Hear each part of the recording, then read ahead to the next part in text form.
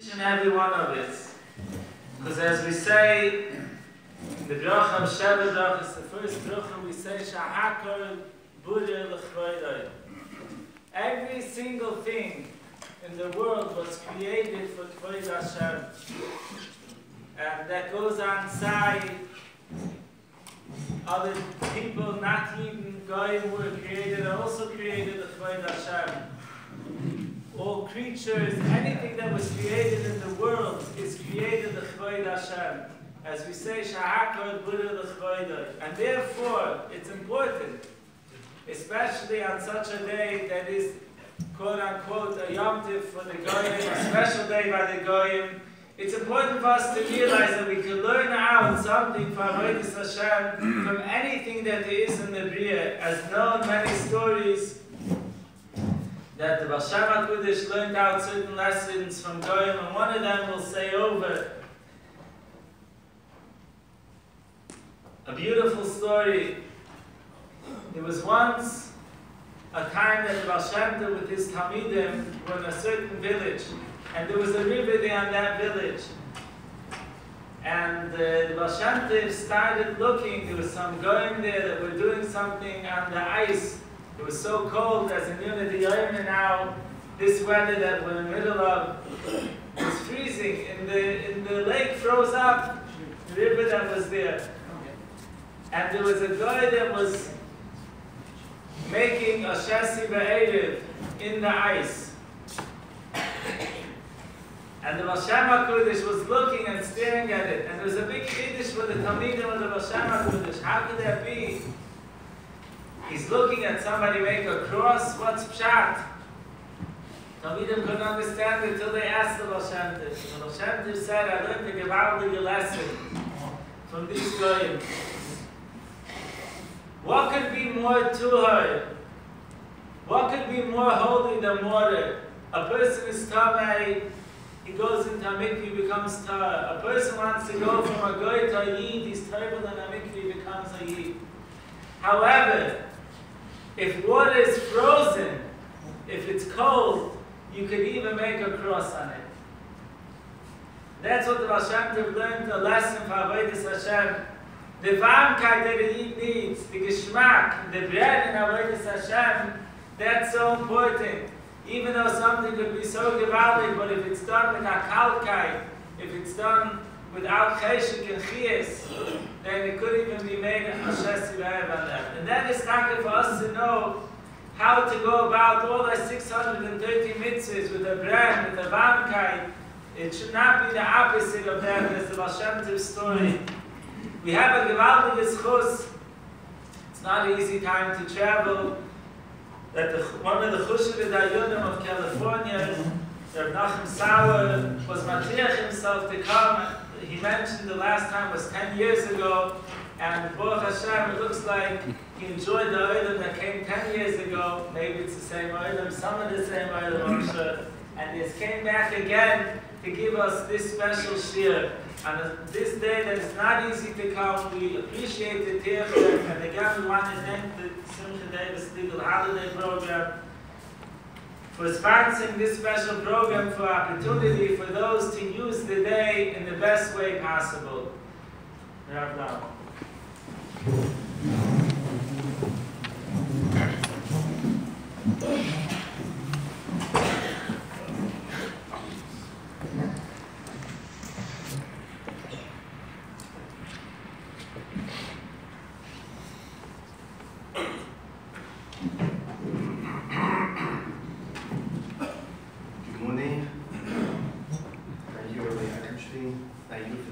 Story. I'm going to remember it.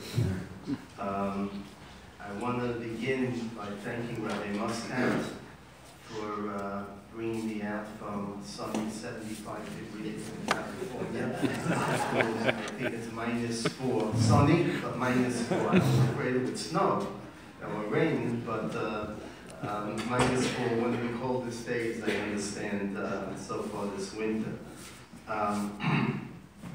When Rabbi Muscat called me about 6 weeks ago about giving the legal holiday shiur today, he asked me to give him a number of topics. So I gave him about 4 or 5 different topics. one of them was Sheva Mitzvos Bnei Noach, and he chose the topic of Sheva Mitzvos.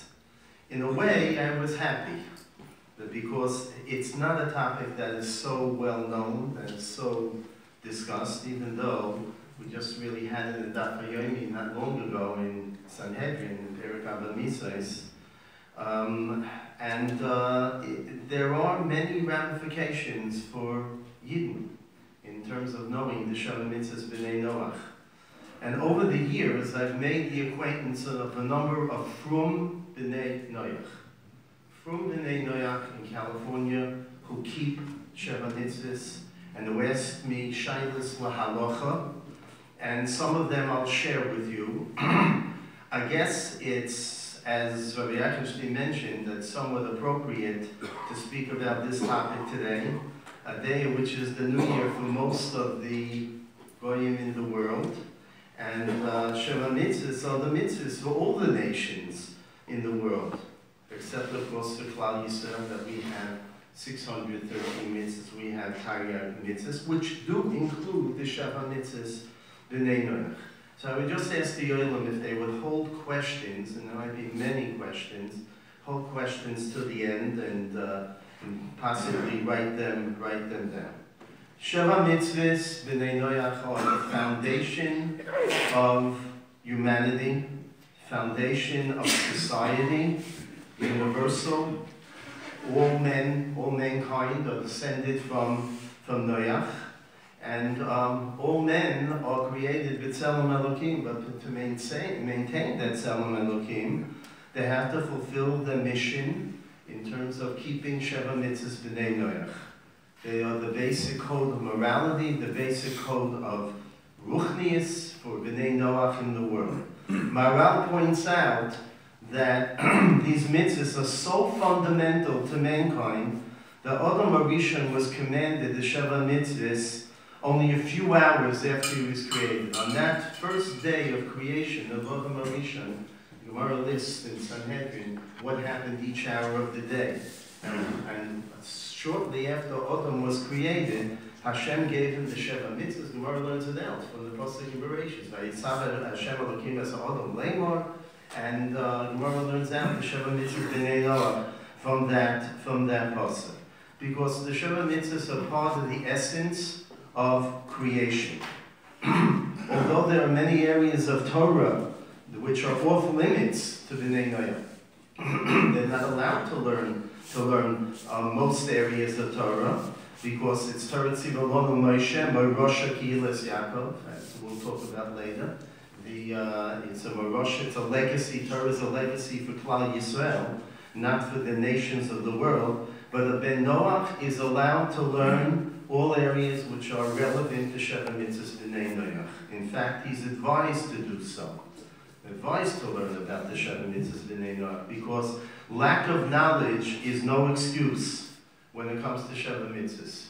There's no din of shogeg, potter b'shogeg, because I didn't know. Ignorance is not bliss when it comes to Sheva Mitzvos. The Rambam writes that if a Ben Noach kills somebody, he murders, and he didn't know that murder is osur, harei ze korov l'meizid v'nera, he's chayim misas bestin. Because we don't consider it to be a shogeg. He should have learned about the Sheva Mitzvos Bnei Noach. That's an imperative on each and every human being to know the Sheva Mitzvos Bnei Noach and the details of the Sheva Mitzvos, because each one of these mitzvahs are rather detailed, as we shall discuss. In fact, the Gemara says in Sanhedrin Daf Nun Tes that a Ben Noach who learns Sheva Mitzvos Bnei Noach is compared to a Kohen Gadol.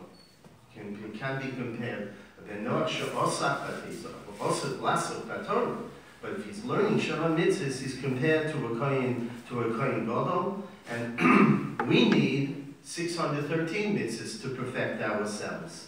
But a Ben Noach only needs Sheva Mitzvahs. And as the Rambam writes in Hilchos Malachim, that if he keep a Ben Noach will keep Sheva Mitzvahs Bnei Noach because of the tzivui of Hashem, not because of hechra hadas, because He feels it's based on human reason, that it's ethical, it's the right thing, but because it's a mitzvah from HaKadosh Baruch Hu, is mechasidei umal sa'olam, and he zoicha to olam haba. The Rambam writes at the end of Perek Ches Mehilchos Malachim, if he keeps the Sheva mitzvahs because they are the mitzvahs of Hashem and not just ethical imperatives based on human reason. There's even a category in halacha of ger toishav, where Ben Noach makes a formal acceptance of the Sheva mitzvahs in the presence of a Beis Din, and he has a new status in halacha, a status of ger toishav.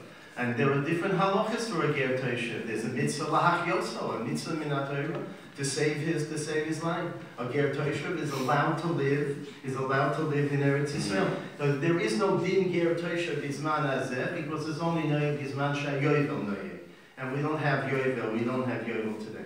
But there is a status, a new personal status in halacha of ger toishav. Ultimately, what's the source of Sheva mitzvahs b'nei Noach? The source is Torah, and Torah has to be the guiding force in observing Sheva mitzvahs. There is no Shulchan Aruch on Sheva mitzvahs b'nei Noach, but we have the sugyas in Sanhedrin, and from Daf Nun Vav to Daf Samech, the Rambam at the end of Hilchos Malachim, and other svarim, and other poskim, and Shailos Utrubis, that discuss different areas of the Sheva mitzvahs. But because there is no psak in Shulchan Aruch, therefore there are a lot of issues which remain somewhat unclear. There's machlekes haposkim, rishonim, about various issues in the Sheva mitzvahs, as we shall see, and that remains to be decided by the Poskei Yisrael, by Gedolei Yisrael, and to decide those issues which remain unclear. There's a beautiful Beis Halevi that Beis Halevi points out. Not only is there a quantitative difference between Klal Yisrael and Bnei Noach, they have Sheva mitzvahs, so we have Taryag mitzvahs. The Beis Halevi points out there's a qualitative difference. It's a difference not just be'kamus, but also be'echus, between Sheva mitzvahs b'nei Noach and our Taryag mitzvahs. There's a medrash on the pasuk in Yisroi, v'yisam liskula mikol ha'amim. Says the medrash, v'yisam liskula shetiu kenuyim li v'oiskim v'atayim. You are acquired by me. You are kenuyim to HaKadosh Baruch Hu and to Torah. And the Beis Halevi asks, what does that mean? Shetiu kenuyim li. And there's a long Beis Halevi in Parshas Yisrael, just the essence of the Beis Halevi. He comes out that there's a fundamental difference between the commitment of Bnei Noach to the Sheva mitzvahs and the commitment of Klal Yisrael to Taryag mitzvahs. Bnei Noach, their obligation to keep Sheva mitzvahs is b'toras chiyuv. It's a get of chiyuv. It's ischayvus. It's an obligation that they have to keep the Sheva mitzvahs, but their guf is not konui to the mitzvahs. By Klal Yisrael, when we said Nasa v'nishma, we were makne our guf to Torah. We were makne our guf. We were makne our essence, our lives to Torah, and that's what it means. V'yisam li skulo mikol ha'amim. You shall be kenuyim li, because a yid is his guf. His neshama is konui, is acquired by Torah, and that's a fundamental difference between Klal Yisrael and Bnei Noach. The Beis Halevi comes to this conclusion because he has a kasha on the Rambam that one cannot be mischayev a chiyuv she'en lo kitzvah. So how can Klal Yisrael say Nasa v'nishma? There was a chiyuv she'en lo kitzvah. They didn't know exactly what they were mischayev to. So Beis Halevi said, Klal Yisrael were not just mischayev to keep the Torah and to keep mitzvahs. They were makna themselves, as an Eved is makna himself to his master, and the master can tell him anything to do.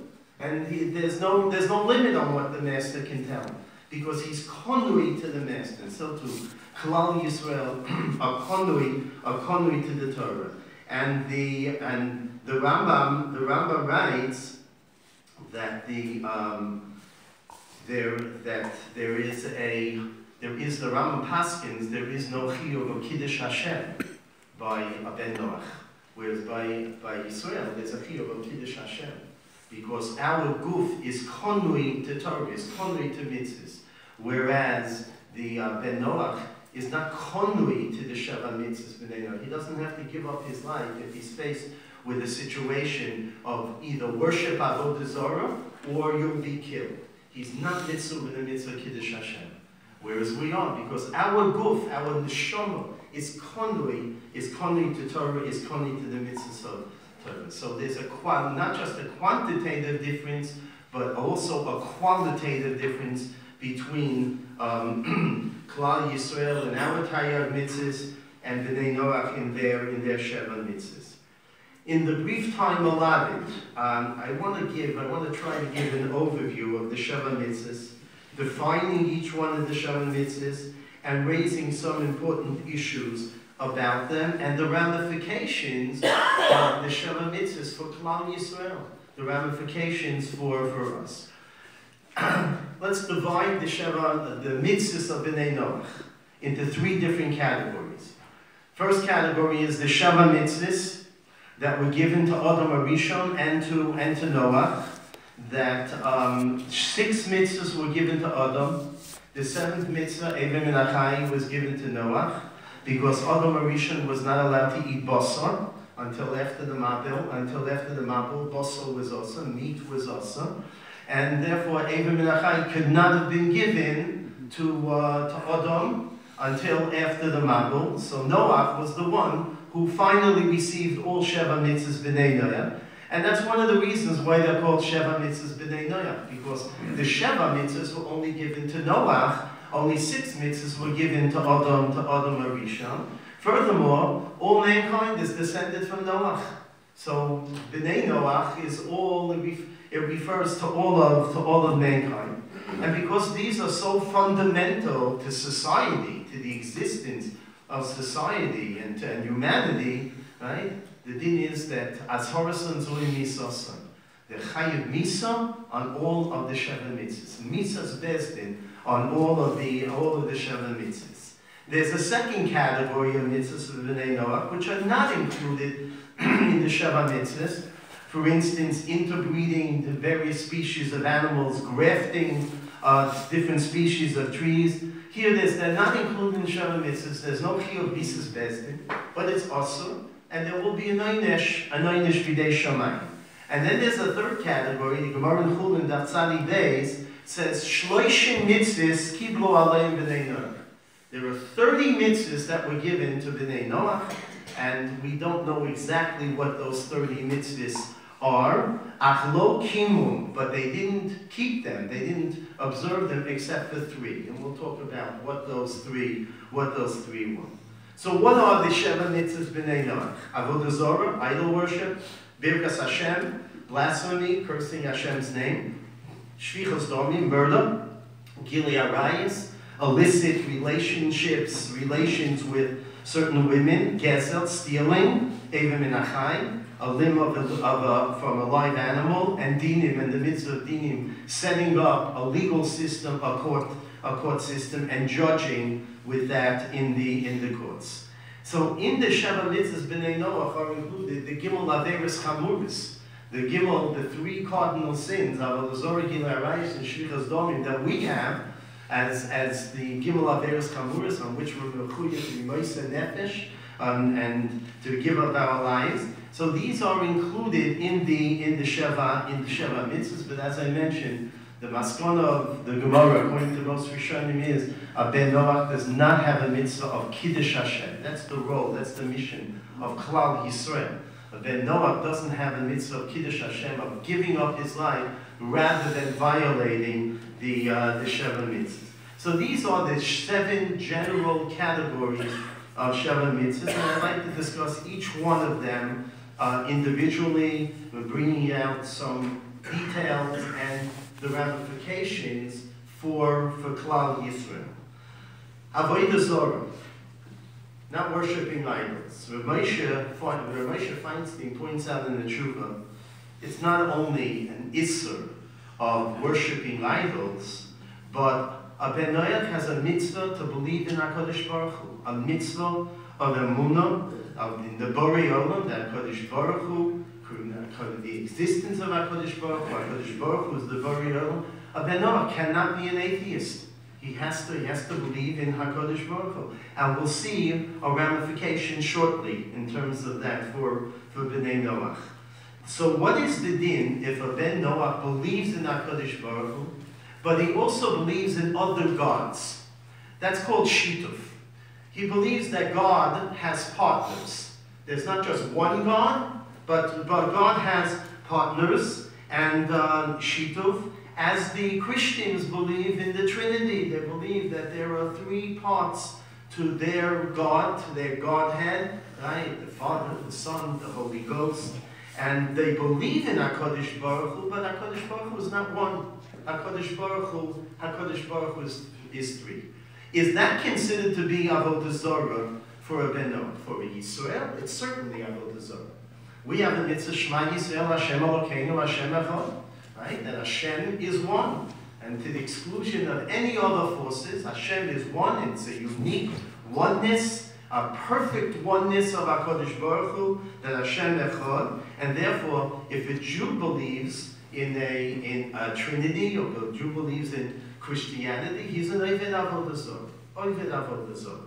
What about Bnei Noach? A Ben Noach who believes in shituf, that God, that Hashem has partners, equal partners, is that considered to be Avodah Zarah for a Ben Noach? And that's a major machlokes among the Rishonim and the Acharonim. Whether a Ben Noach, whether shituf for a Ben Noach is considered to be Avodah Zarah for a Ben Noach. The Ramah and other poskim, based on the Tosfos and Bechoros Daf Beis or Beis, holds that a Ben Noach is not mitzvah in shituf. He's not considered to be an Oved Avodah Zarah if he believes in HaKadosh Baruch Hu, even if he believes in other parts to God, a shituf, that he has partners. He's not considered to be an Oved Avodah Zarah. However, most poskim disagree with that, and they hold that Ben Noach is mitzvah in shituf, and it's considered to be Avodah Zarah.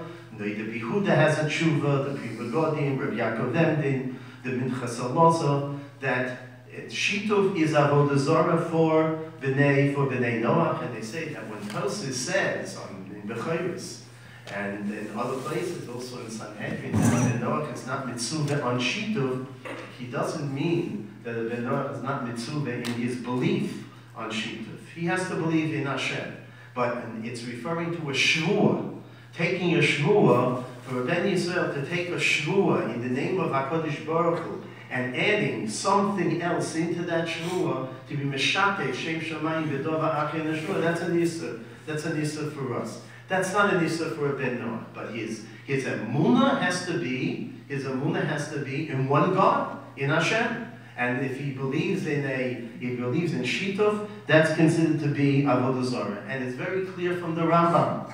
The Rambam in Hilchos Ma'acholos Asuros writes that Noitzrim heim Ovdei Avodah Zarah. Christians are considered to be Ovdei Avodah Zarah, ustam yeino also b'hanoah.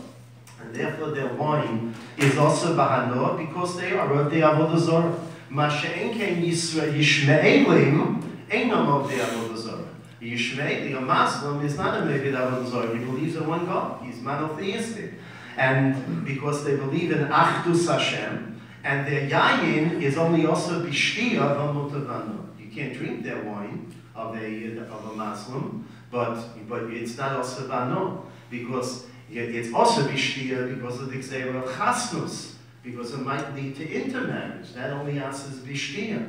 But it's not also b'hanoah, because Isa hanoah is only wine of an Ovdei Avodah Zarah, and they're not considered to be, Yishmeelim are not considered to be Ovdei Avodah Zarah.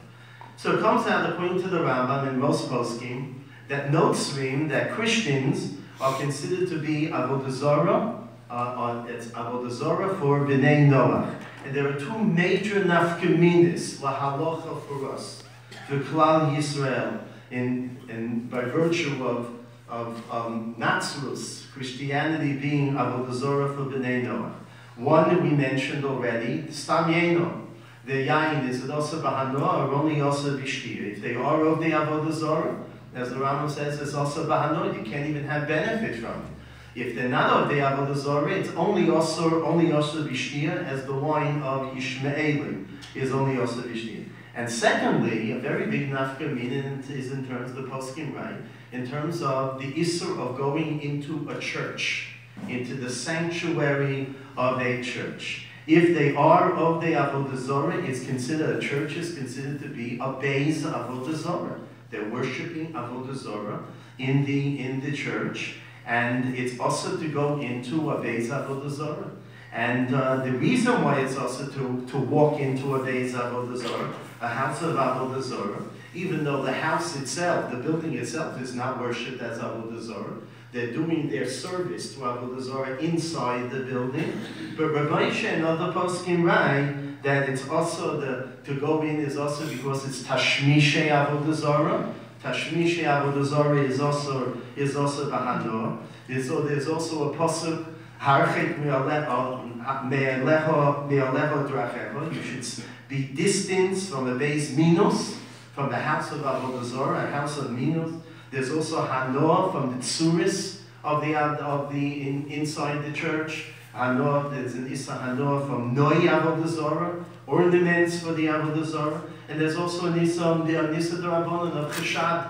Chesed, it's like a marisayin if a person is going into a church, and therefore, since we basically pastor, like the Rambam and the other poskim, that Christianity is avodah zarah. Therefore, a church is a Beis avodah zarah, and this is the way the Shach, the Chacham Paskins, the Chacham Sodom, the Taz, Marav Shik, Chut HaMeshubash, the Igros Moshe, and Reb Ovadia Yosef. Reb Ovadia Yosef has a tshuva in which he brings down Rishonim who say that the issur of going into a church is an issur d'oraisa, and therefore there's no heta mitzad eva or mitzad hefsid momin.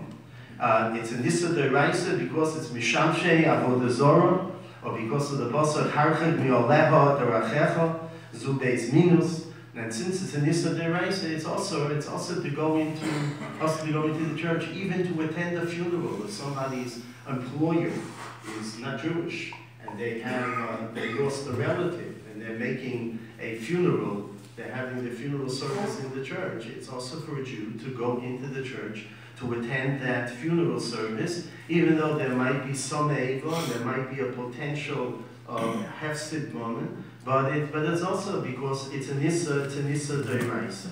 Since your church is considered to be a Beis avodah zarah. In contrast to that, however, a mosque, the poskim say, is not a Beis avodah zarah, because Yishmaelim are not of the avodah zarah, and therefore Rabbi Yashiv and other poskim paskin, there is no issa of going into a mosque, except maybe Bukot Nefesh, for other reasons, but not mitzad Beis avodah zarah. However, there is a tshuva from the Tzitz Eliezer Rav Oldenburg, based on a Ran in Sanhedrin, that he wants to say that the Yishmaelim are of the avodah zarah, and therefore Tzitz Eliezer says that because when they bow down, the Ran says they're bowing down to Muhammad, and that constitutes avodah zarah. Very strange Ran, that's hard to understand, but the Tzitz Eliezer paskins in the tshuva that a mosque, therefore, based on this Ran, is considered to be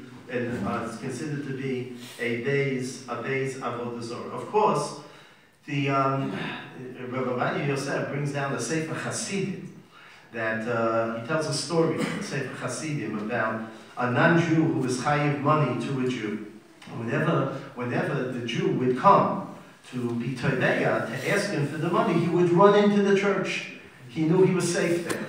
He would run into the church, into the sanctuary, and one time the Jew was nichshal, and he ran into the church after him in order to collect his chov. And then he had charota. He regretted it, and he asked one of the chachomim in that time, what should he do to do tshuva? And he said, every year, on that day that you went into the church, you should fast, and that's how he was noahide kol yom. There is, however, if one has to go into the social hall of the church, for polling, for voting, or for some kind of meeting. So there's no issa mitzad misham she'avodah zorah, tashmi she'avodah zorah. It's also because of cheshach, because of the appearance that one is going into the church. However, the poskim say if it's well known that this is a polling place, this is for voting, so it's well known, so there is no cheshach. So then it would be mutter to go into the church. So there are nafkaminas in knowing the Sheva Mitzvos Bnei Noach, nafkaminas halacha for us. So Moshe has a very interesting tshuva. Moshe Feinstein says, he writes in the tshuva, he was asked the shaila, is there a mitzvah for Bnei Noach to daven? Tefillah. Is there such a mitzvah? Moshe writes, we don't find that there's a mitzvah for Bnei Noach to daven. However, part of the mitzvah of emunah in Hashem is that a person turns to HaKadosh Baruch Hu in tefillah when he has a tzara, when he has an illness or parnosa, problems with parnosa. So we demonstrate our emunah by turning to HaKadosh Baruch Hu in tefillah. Therefore, Moshe was mechadish. Moshe is mechadish. Bnei Noach has a mitzvah to daven when he has an eis tzara, when there's some kind of personal tzara, because otherwise, how does he demonstrate his emunah and his bitachon in HaKadosh Baruch Hu? That's the time to show emunah and bitachon in HaKadosh Baruch Hu. In fact, in Eretz Yisrael, there was a group of Bnei Noach,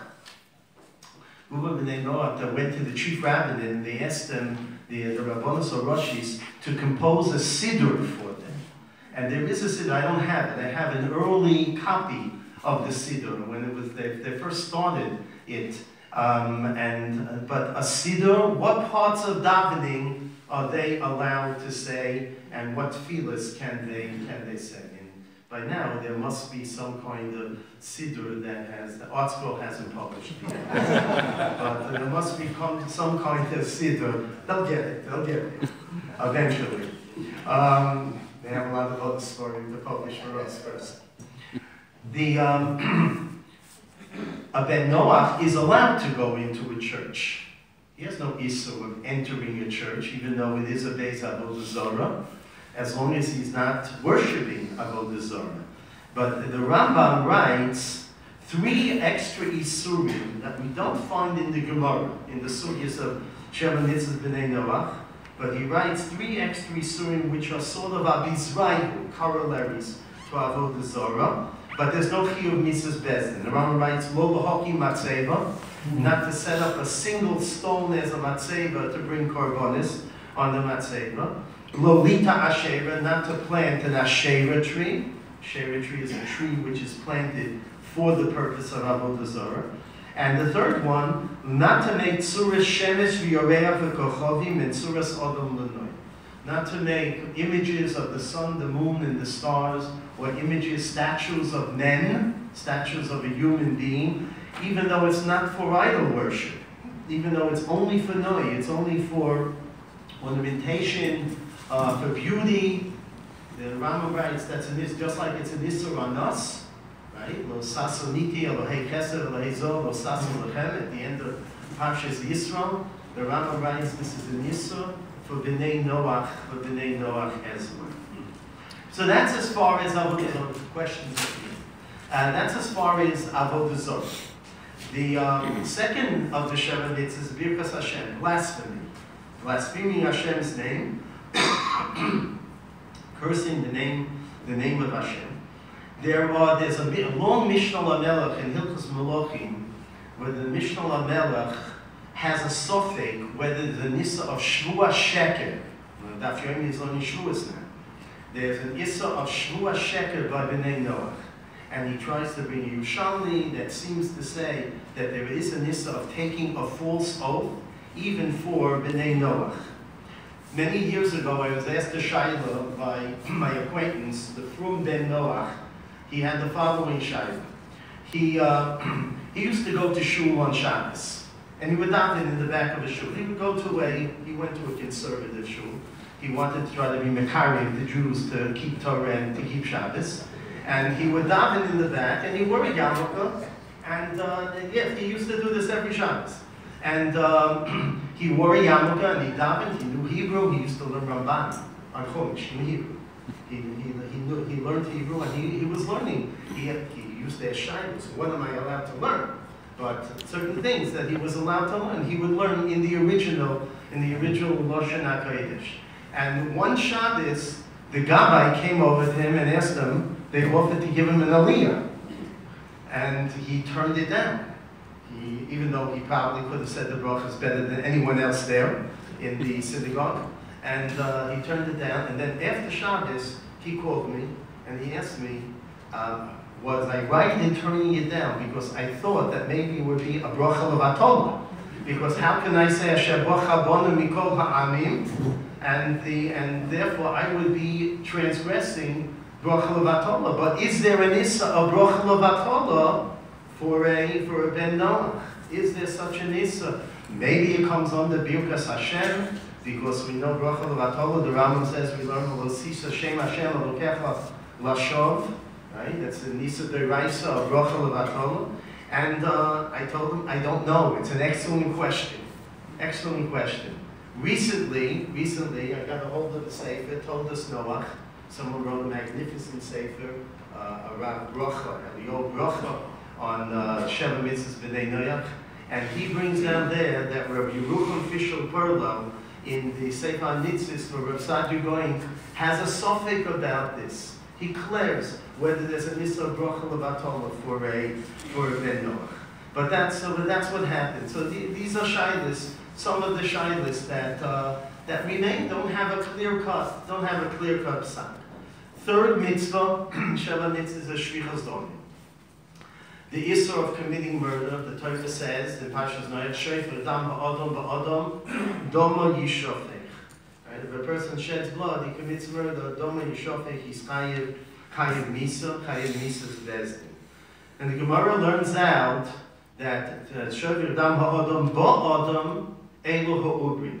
Abortion is clearly asur for Bnei Noach, and because dam ha'adam ba'adam is l'rabos ha'ubrin, Bnei Noach chayiv misa. Misa is bezdin for committing an abortion, and it's more chomer than abortion by Yisrael. By Yisrael, abortion is also exactly what the issur is, and there's a major machlokes rishonim. But the halacha is that there is no chiyuv misa, there's no capital punishment on abortion. There's an issur, but there's no chiyuv misa. Because the ubar, the fetus, is not considered to be a nefesh gomer, Rashi says. Right? So there's no chiyuv misa, even though it is also. By Bnei Noach, there's a chiyuv misa. It's a higher level in terms of the issur of abortion. Minchas chinuch has a sofek. What exactly is the reason for the chiyuv misa by a ben Noach? Is it because by a ben Noach the fetus is considered to be a nefesh gomor, whereas by Yisrael it's not a nefesh gomor? Or is it no, that even by ben Noach, if the fetus is not a nefesh gomor, but the ben Noach is chayiv misas bezin on all of his sheva mitzvahs, he's chayiv on gezel also. So that because that's the dinas horason zuhi misoson, whatever is included in sheva mitzvahs, there is a chiyuv misa, and there's a Taisin. Chesed says it might depend on two opinions in Taisis. Taisin Sanhedrin Daf Nun Tes, where Taisis talks about what happens. We know that by Yisrael, if in childbirth or the uber is endangering the life of the mother, so you're allowed to abort the uber, abort the fetus to save the life of the mother, right? Because the mother is a nefesh gomor, and the fetus is not a nefesh gomer. What in Taisus has two days. What about by a ben Noach? There are 2 days in Taisus whether you're allowed to abort the fetus in order to save the life of the mother by in Sheva Mitzvos Bnei Noach. So that's a big sugya in and of itself. But hapolas uva, abortion, comes under the issur of shvichas domim and is learned from that pasuk. There's another chumrah by Bnei Noach in terms of shvichas domim. Another chumrah over the Dinei Yisrael. The Dinei is hahari treifa. By Yisrael, if one kills a treifa, someone who has a status of a treifa, they're terminal, and they have certain conditions which render them a treifa in halacha, so it's potter. It's potter for Mises Bes. And by Bnei Noach, the Rambam says, Ha'ayrik treifa is chayim. Groma, if someone gets by Yisrael, or someone kills through groma indirectly, they lock somebody up and starve him to death. So that's groma. It's osur, it's a lo sirtzo, but there's no Mises Bes. By Bnei Noach, the Rambam says, chayev misas besti. So it's shlichus domim is more chomor in certain areas by Bnei Noach than it is by Yisrael. There's a fascinating Sava Kabbalah on Chumash. The Torah says in Parshas Noach, miyad ha'odom miyad ish achiv edroshes nefesh ha'odom. Kodesh Baruch Hu says, from an ish against his brother, I will collect, I will demand nefesh ha'odom. In other words, the person who commits murder, HaKadosh Baruch Hu says, I will punish him. So the Ksava Kabbalah asks, why is the Torah repetitive? Miyad ha'odom, miyad ish achiv. It's superfluous. So he says there are two types of ritzich. There are two types of acts of murder. One act of murder, person commits out of hatred, jealousy, anger. He hates the other person, and therefore he murders him. But there's another kind of murder that a person commits out of rachmanis, mercy. He loves the person. He sees the other person suffering, and therefore he wants to take him out of his misery, out of his suffering, and he kills him. He murders him in order to terminate the suffering of the person. So that's not out of sin. He's doing it out of mercy. What's called today in society mercy killing, euthanasia. The Torah is saying specifically it's us. Miyad ha'odom refers to misa, that a person kills another human being out of sinah, out of anger. And miyad ish achiv, if he kills another human being because he's his brother, because he loves him, and he has mercy on him, the Torah says that is shlichus domi. That is asur. It's also even for Yisrael and also for Bnei Noach. So the Torah itself is specifically stating that euthanasia, mercy killing, when somebody sees someone suffering, a terminal patient who is suffering, it's an act of shlichus dom. The Torah also prohibits suicide. Right? The Torah says that ma'abid atzmo l'das is also committing suicide. The Torah says it also there in Parshas Noach, achaz dimchem l'nafshosechem edrosh. Dimchem l'nafshosechem is a person takes his own life, commits suicide. It's also min HaTorah, it's an act of ritzicha. And the Radbaz and the Shulchan Aruch Harav explain, because a person does not own his own body. We are not the master of our body. HaKadosh Baruch Hu is. Right? And therefore a person cannot take his own life, just like he can't take the life of another human being. It's considered to be shlichus dom. There is a halacha of rodef by Bnei Noach, just like there's a halacha of rodef by Yisrael. Self-defense. You're allowed to defend yourself and kill somebody who's trying to kill you. Or if you see a rodef pursuing another person to try to kill him, so there is, one is allowed to kill the rodef. In halacha, it's a mitzvah to kill the rodef. And so there is a din of rodef by Bnei Noach as well. And therefore the poskim talk about war, milchoma by Bnei Noach, among the nations of the world. A defensive war is certainly permissible because habola hargacha hashkem v'harga. And what about an offensive war? Going to war to capture, to conquer other territory, and we call that milchemes rishus. And milchemes rishus is mutar by Yisrael. If there's a Beis Din, the Sanhedrin gives rishus. By Bnei Noach, it seems to be a machlokes haposkim, whether they have the concept of offensive war, is that considered to be Ritzicha? If they have no rishus, they have no right to be involved in an offensive war to conquer other territory, so then it would be Shlichas Dorich. Some Sefer says it's also by Bnei Noach. The Nitziv in Chumash in Hamek Dova says that it's not considered to be Ritzicha. Next mitzvah in Sheva mitzvah is Gili Arayis. Gili Arayis, having certain illicit relations with certain women. In the Gemara in Sanhedrin, it's a long sugya, Machlekes Rabbi Eliezer, and Rabbi Akiva, exactly which Arayis are also. But the Rambam Paskins, bottom line, the Rambam Paskins, in terms of related relatives, there are three relatives that are also for Ben Noach. His mother, Eshes Aviv, his father's wife, even though she's not his mother, and Achoso Meimo, and his sister from the same mother. And relations which are not arayas, which are not relatives, there are also three. Eshes Ish, adultery, right? The Torah says v'dovak be'ishto v'lo be'eshes chaveiro. So adultery is also for Ben Noach.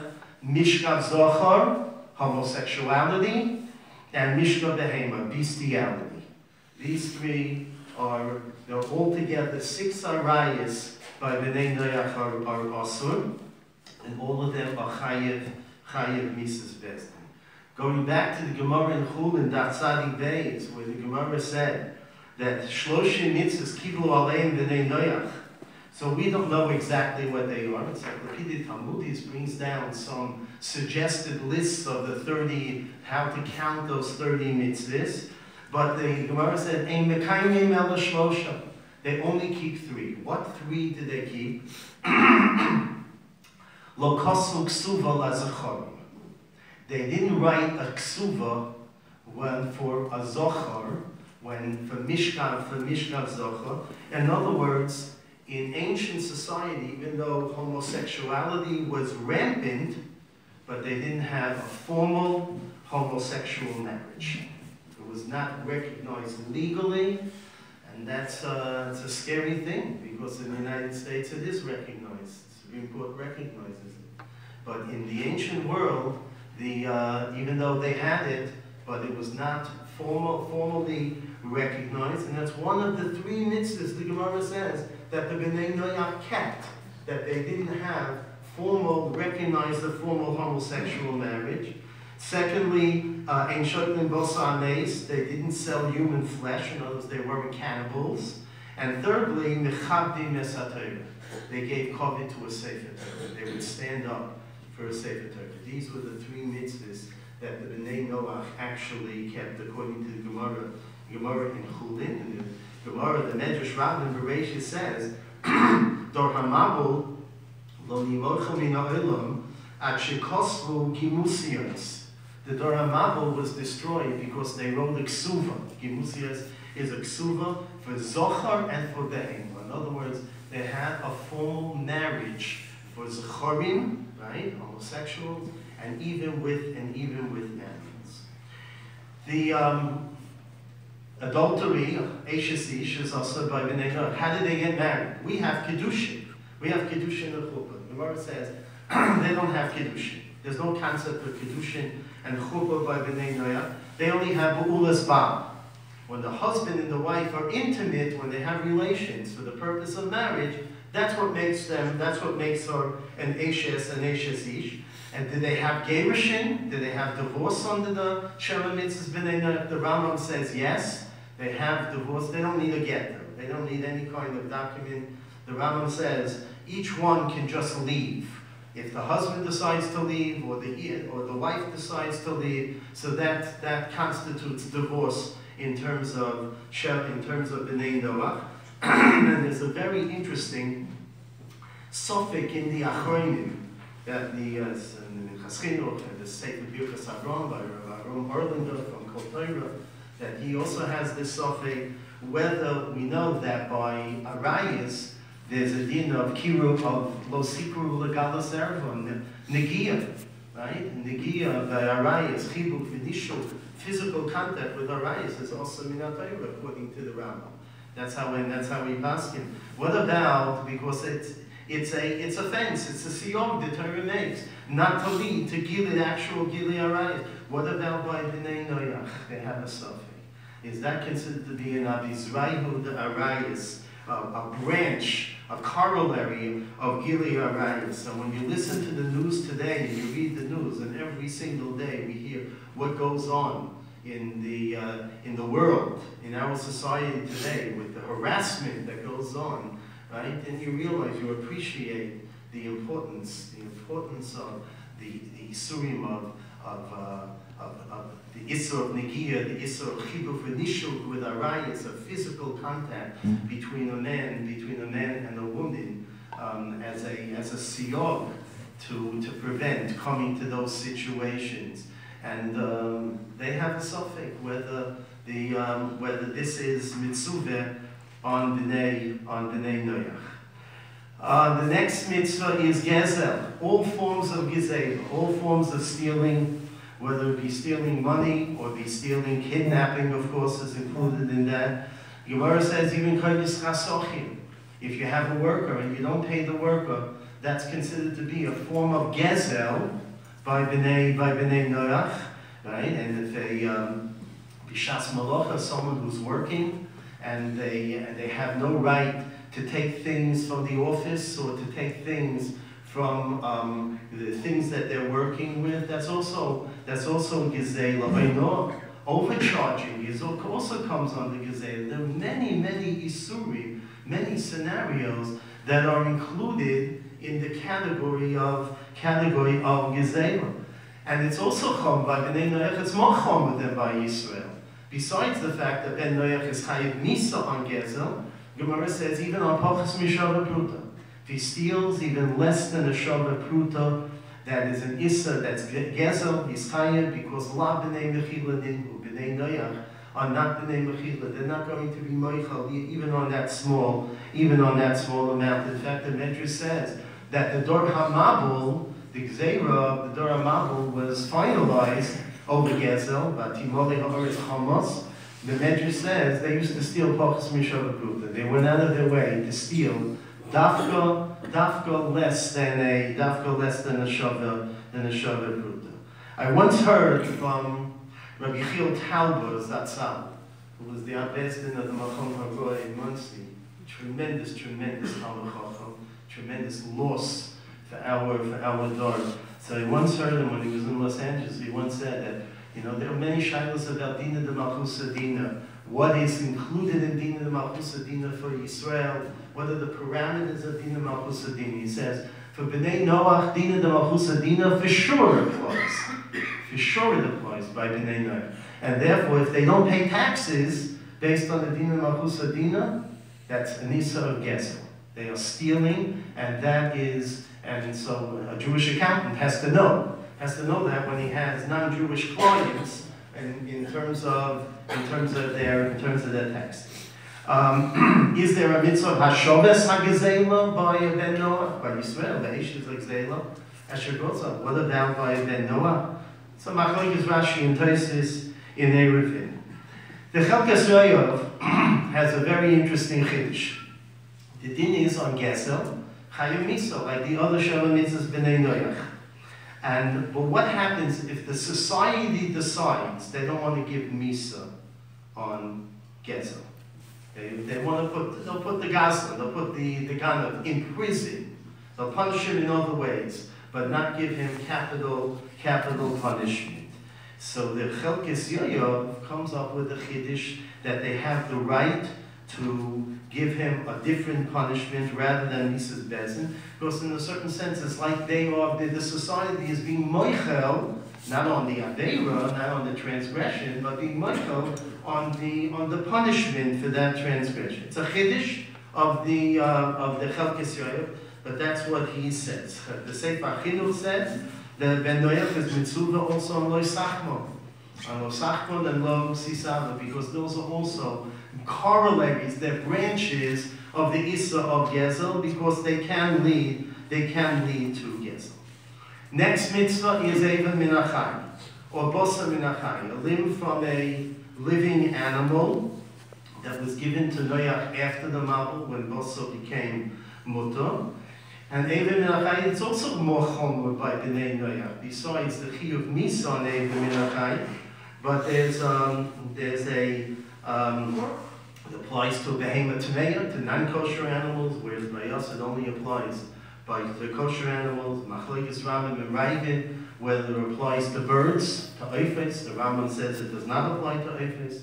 The Ravid says it does apply to Ophis. And the din is that if they're shooting an animal, they're killing an animal, the Bnei Noach, and the animal is still moving around, it hasn't died yet, right? If one cuts off meat or a limb from the animal at that time, that's still considered to be Eiver Min HaChai, because the animal is not yet considered to be dead. However, if the animal is slaughtered kosher slaughter, a kosher slaughter, so then the din of Chesed, even though it's moving around, it's halachically is considered to be dead for a Yisrael, and therefore it's not Eiver Min HaChai. If you cut off after kosher slaughter, you cut off an Eiver from the animal, even though it's Chesed, it's still moving around.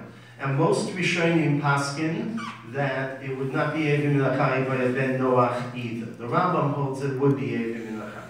Most Rishonim paskin it would not be Eiver Min HaChai because there's a svara of Nika Midi, the Yisrael Shari or Ben Noach can have anything which is mutter for us, but would be also for a Ben Noach. So with Chesed, with kosher slaughter is mutter for Yisrael, it's going to also be mutter for Ben Noach. The Rambam doesn't pass in that. Very, very interesting shaila that comes out of this.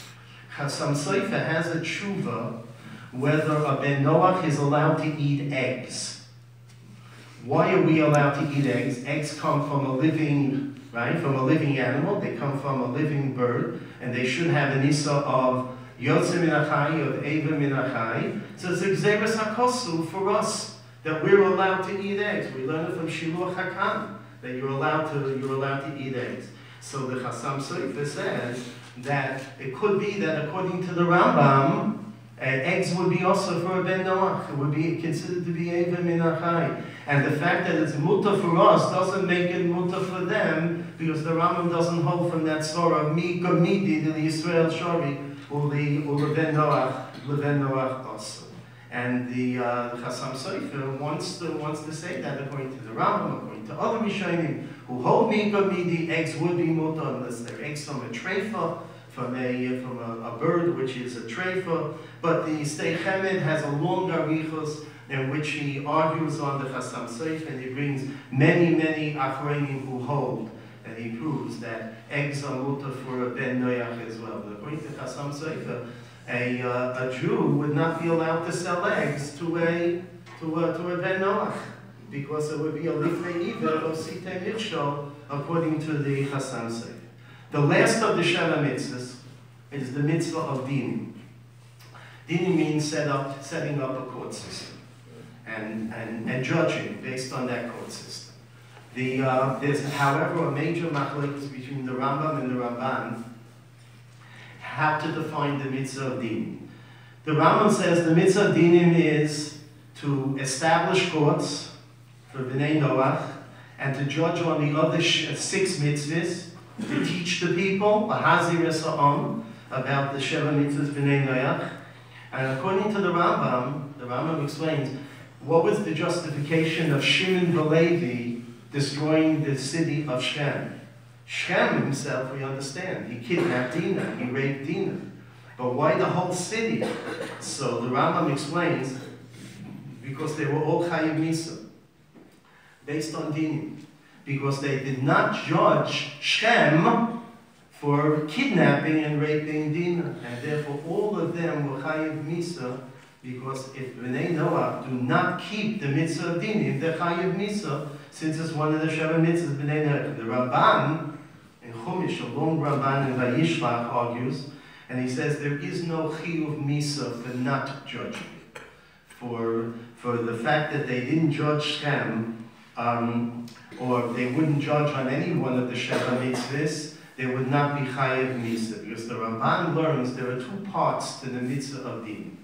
There's one part of the mitzvah dinim is to set up courts and to judge. That's the kum va'aseh, the kum va'aseh aspect of dinim. But there's no chiyuv misa on that. If they don't set up courts, they don't judge, there's no chiyuv misa because it's a kum va'aseh. It's something that they're supposed to do, and they didn't do it. There's a second part to the mitzvah dinim that the Gemara calls the Sheva al Taisa, and that the Ramban says includes so many areas of dinei mominis, the halachas of mazik, the halachas of choyvel b'chader, the halachas of ondoa, of overcharging, the halachas of shoymim, mekach memkos, harsochir, and if they don't keep those dinim, they're in violation of those dinim. On that, they're going to be chayiv misa. The Ramban explains, so what was the justification of Shimon Balevi wiping out the city of Shem? He says because the people of Shem were oivei avodah zarah. They committed all kinds of averis of the avodah zarah. They violated all the Sheva mitzvahs, and therefore they were rishonim and they deserved to be punished. So therefore they were justified in wiping out the city, of Shem. And there's a lot of discussion about that in the Rishonim, the Rachaim, and the other Rachaim and others.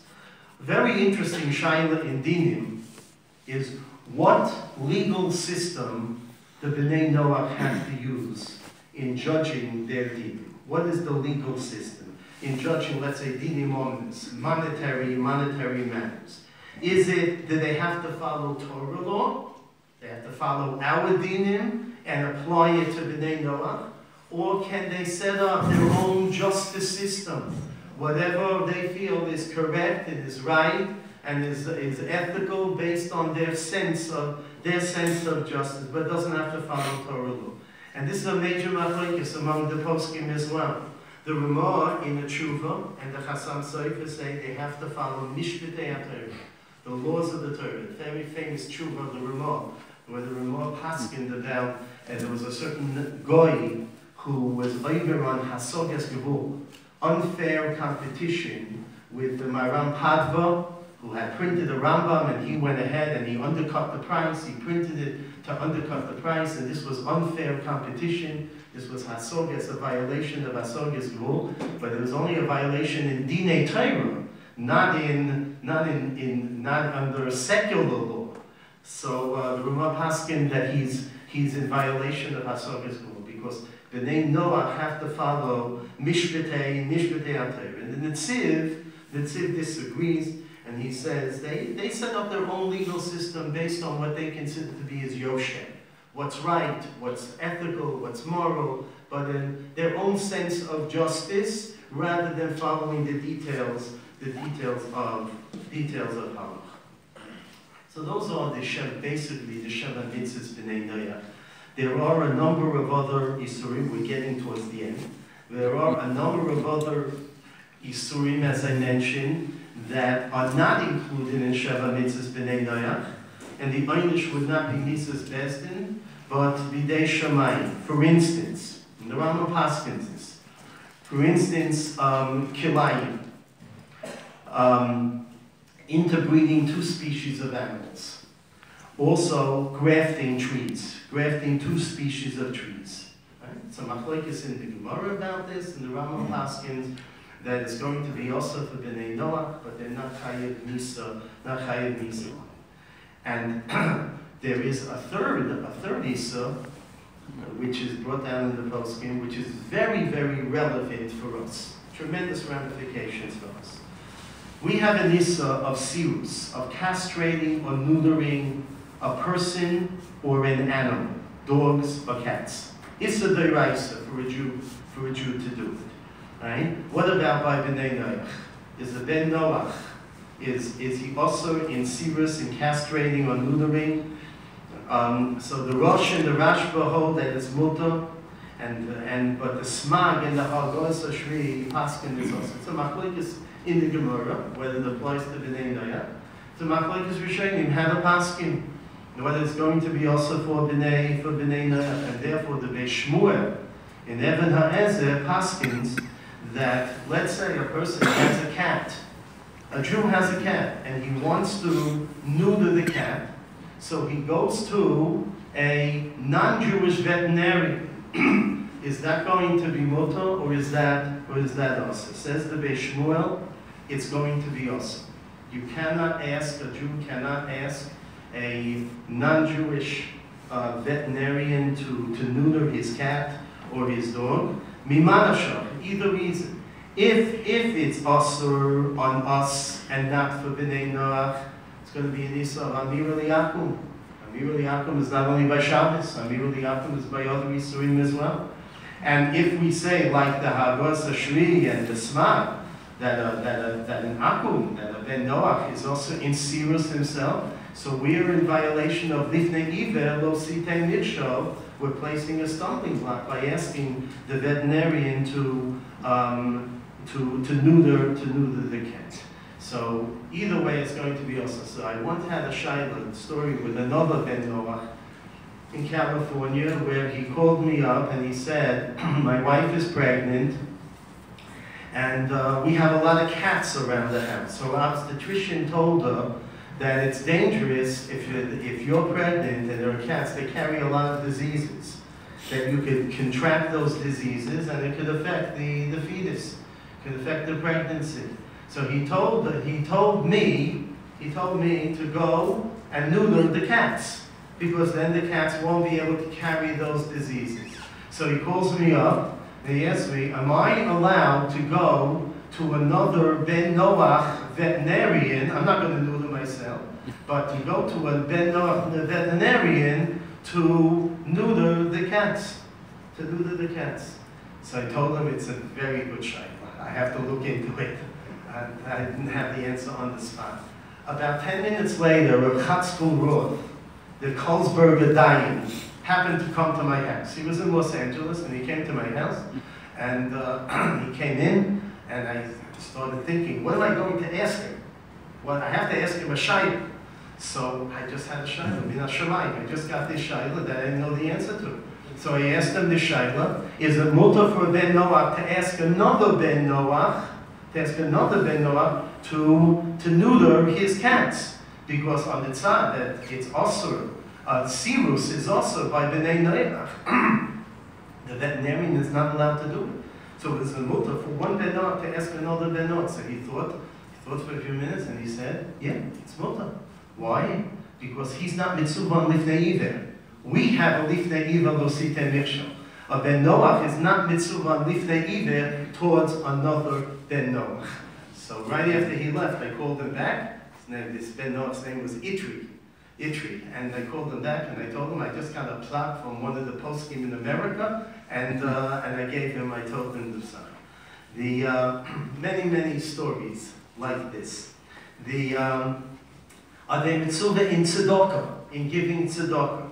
There's a Ran in Sanhedrin who says that a Ben Noach is mitzvah to give tzedakah. He has a mitzvah to give tzedakah, and he learns it. The Gemara learns it from by Avram Avinu. Yidati asher yitzav ezvonu b'nei Beis u'achal lasos tzedakah u'mishpat. The Gemara uses that pasuk connects it to the Sheva Mitzvos Bnei Noach. It's not included in Sheva Mitzvos because there's a kum v'aseh. It's a mitzvah, a positive thing, and that's not included in Sheva Mitzvos. But the Ran says that he is mitzvah, Ben Noach is mitzvah to give tzedakah. He doesn't have to give meiser, but he has to give some kind of charity. Two other halachas that we'll conclude with. Gemara says, Ben Noach sheshavas chayev misa. A Ben Noach is not allowed to keep Shabbos based on the pasuk Yom v'laylo lo yishbosu. That day and night they shall not rest. And the Gemara says it's not only Shabbos that he can't keep, but he can't keep even a Monday. If he establishes a certain day of the week, any day of the week, as a day of rest, so he's in violation of Ben Noach sheshavas chayev misa. There is a machlokes, however, between Rashi and the Rambam how to understand. Rashi says, even if he establishes that day as a Yom Menucha, it's just a day of rest, no religious significance at all. It's not a mitzvah on him. It's just a set, fixed day of rest. He's not allowed to establish that. And the Rambam says that the Isur is only to establish it as a mitzvah. L'chadesh das, to legislate any new mitzvahs, not only Shabbos, but any new mitzvahs, to create new mitzvahs that he is obligated to do. It's sort of like almost like a baltoistic. Don't add on extra mitzvahs. And therefore, according to the Rambam, if he just wants to take 1 day a week and rest, relax, there's no mitzvah. But to establish it as with a religious significance as a mitzvah, that's going to be awesome. What is the gather of malacha for a ben Noach? And this has many practical applications, especially for prospective geirim.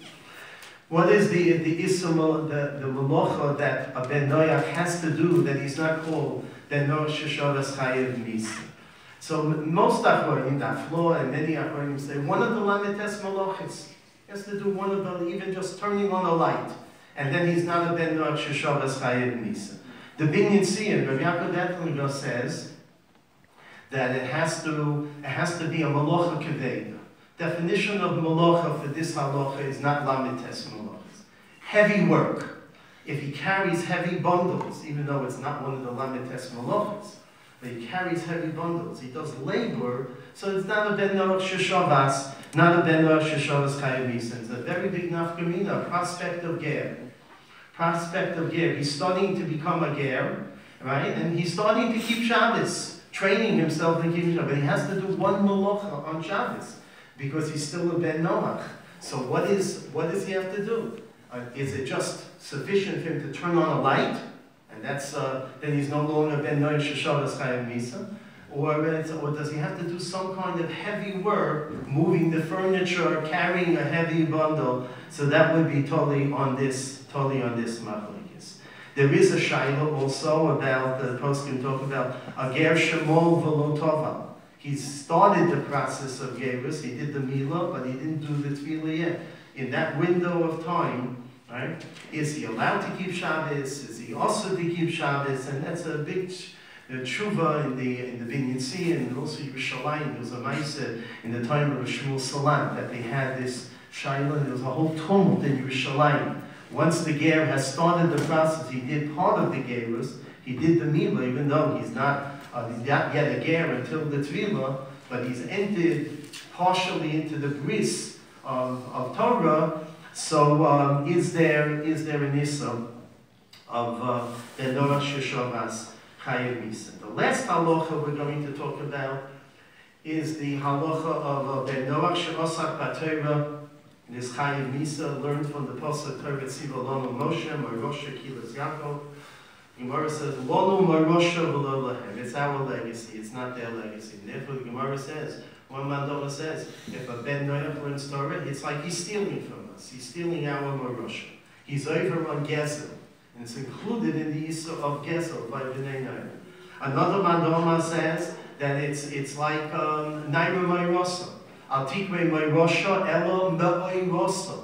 It's like we are wedded. Klal Yisrael is wedded to Torah. We're married to Torah. A ben Noach who is going to learn Torah and take Torah away from us in a certain sense, right? It's like he's committing an act of adultery with a naira ma'irasa, because he's taking that what we are, the Torah that we are wedded to. But he is allowed, as we said before, he's allowed to learn Sheva Mitzvos Bnei, and then he can be considered to be even like a Kohen Gadol.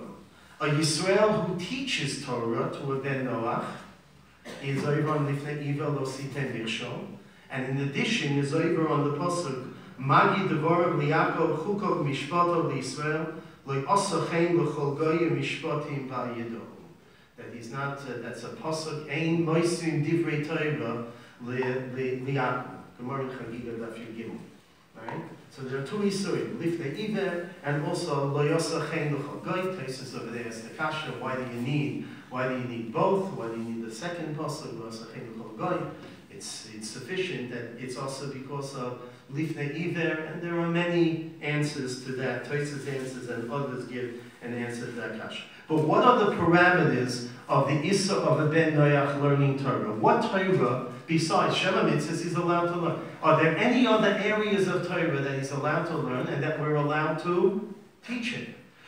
So here there are many poskim who have different opinions about this. I'll just give you a few of them. The Shulti Giborim says the Isur is to teach them, of course, Torah Shebal Peh, and Chamisha Chumshei Torah, but you're allowed to teach them Nevi'im Uksuvim. Nevi'im Uksuvim, which are the Nevuos about the destiny, the history and destiny of Klal Yisrael, and the Geula and the Chomis of Klal Yisrael. Maritz Chaya says that there's an Isur to teach them only Torah Shebal Peh, but you're allowed to teach them Torah Shebiksa, Chumash, right? Torah, Nevi'im, and Ksuvim. And the others, the Machne Chaim, says it's only an Isur to teach them Be'iyun, to teach them Be'iyun in depth. Superficially, it's okay, but not to teach with Amkus, with Pilpul, and in depth.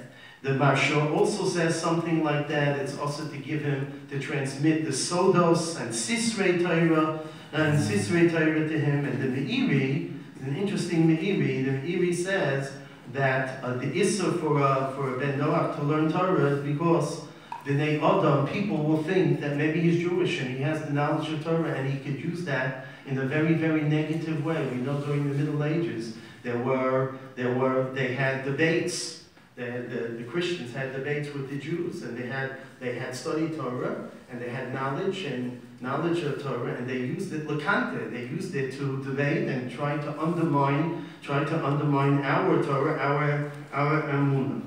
An interesting shaila was asked of Moshe. There was on the radio there was a program. I don't know if it still exists. Daf HaShavua. Rabbinical Mordechai Taitz used to give it in Yiddish. Daf HaShavua on the Gemara. And after he was nifta, his son took over, and he gave it in English. And the shaila was whether he's allowed to teach Gemara on the radio where Goyim can listen in. Is that going to be also because of teaching Torah to Goyim? So he asked Rav Moshe. And Rav Moshe wrote a long tshuva about it. And Rav Moshe said that if you're teaching Yidden, and there happens to be Goyim there as well, but you're not teaching them specifically, there is no Issa of Lifnei Iver, there is no Issa in teaching. And therefore, he was able, and that applies in the classroom, that applies over the radio, because there is no Issa of Lifnei Iver. And then there's one last shaila in this about a guy who wants to be Megayeh. What is he allowed to learn? How much Torah is he allowed to learn during the process of Gerus? And this seems to be a machlokes between the Marsha and Rabbi Kiveger. The Marsha, Rabbi Kiveger quotes the Marsha. The Marsha in the Sechah Shabbos says it's mutter for a guy who wants to be Megayer to learn Torah. It's mutter for him. He's in the process of Gerus, and he's learning because he wants to become a Jew. So then it's mutter. And Rabbi Kiveger rejects the proofs of the Marsha, and Rabbi Kiveger remains with a suffix. Halacha l'maisa, Ramosha Paskin, that it's mutter to teach a prospective ger in the process of gerus. Mutter to teach him whatever he needs to know when he becomes a Jew. He needs to know how to do mitzvahs, how to keep Yiddishkeit. So you're allowed to teach him that, even though it's more than just the bare minimum. And there's a meiri like that in Sanhedrin as well. So let me just conclude with a Rambam at the end of Perek Ches Me'ilchos Malachim. Kol mekabel Sheva mitzvahs v'niso la'soison hareze mechasidu umos ha'olam v'yesh lo chelek l'olam haba. Person, a non-Jew who keeps Sheva mitzvahs, and he's careful about keeping them in all the details, right? He's mechasidi umos ha'olam, and he has a share in olam haba. V'hu she'yikabel also v'yasosam Bnei shetziva b'hem HaKadosh Baruch Hu b'Torah v'diyonu al yedei Moshe Rabbeinu shebnei Noach mikoydem nitztavu b'hem. But he has to be keeping it because it's a mitzvah of HaKadosh Baruch Hu. He's keeping it because Moshe Rabbeinu transmitted it to the Bnei Noach and it was originally given to Bnei Noach, but then once again in Torah it was transmitted by Moshe Rabbeinu to the Bnei Noach. And avodim ason b'nei hechra adas ein ze ger toisho ve'eno vechasidu umos ha'ilum. But if he's only doing it based on human reason, hechra hadas, because it's ethical, it's moral, based on human reason, he's not a ger toisho, he's not a chasidu umos ha'ilum, and the Rambam ends off, elo mehachachmei. He's a chacham, he's a wise man, but he's not chasidi umos ha'ilum. There's another girsa in this Rambam, v'lo mechachmei. He's not even a wise man if he's only doing it based on human reason, right? The Maritzchayes proves that the correct girsa, which is the one we have printed, is elo mechachmei. But it has to be, the Rambam is saying, it has to be based on Yiras Shamayim. That's a mitzvah of HaKadosh Baruch Hu. Avram Avinu, when he came to Avimelech, and he told Avimelech that Sarah was his sister rather than his wife. And then when Avimelech found out, right, he had kindness on Avram. So what did Avram say to him? Rakein Yiras Elokim b'mokom hazeh. Right? Avimelech claimed we're a civilized society. We keep Sheva mitzvahs b'nei Noach. But Avram said, you're not keeping it in the right way, for the right reasons. There's no Yiras Elokim. It has to be based on Yiras Elokim. It's a tzivoy of HaKadosh Baruch Hu. And that's why they're doing it. And then that makes a world of a difference. They're not going to bend it, compromise it when it fits, you know, when they want to, they have a desire. So it has to be based on Yiras Elokim. And that's what the Rambam says, that then they have a status of Chasidi Umos Ha'ilum and a Chelik in Olam Haba. So he wrote that we should be Zoiche to the Gula Shlema, where all the nations of the world will finally recognize that and come to an Amunah in HaKadosh Baruch Hu, Amunah in HaKadosh Baruch Hu, when they'll give the proper covet to Klal Yisrael. And I'll take some questions. Yes. Just started there with saying Sheva. Does that include we have to recognize that the Father is an absolute?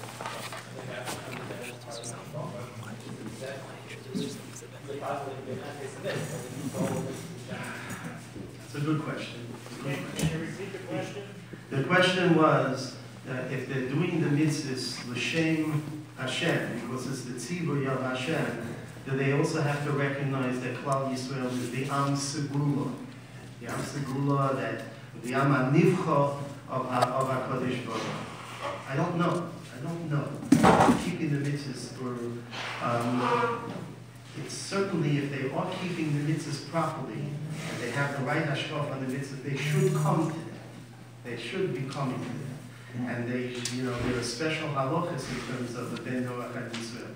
The Gemara says that Ben Noach who is chayvel b'Yisrael is chayim misa. They have to recognize that even within the mitzvah, I didn't discuss that one, but even within the mitzvahs of Bnei Noach, they have to recognize that Klal Yisrael is special.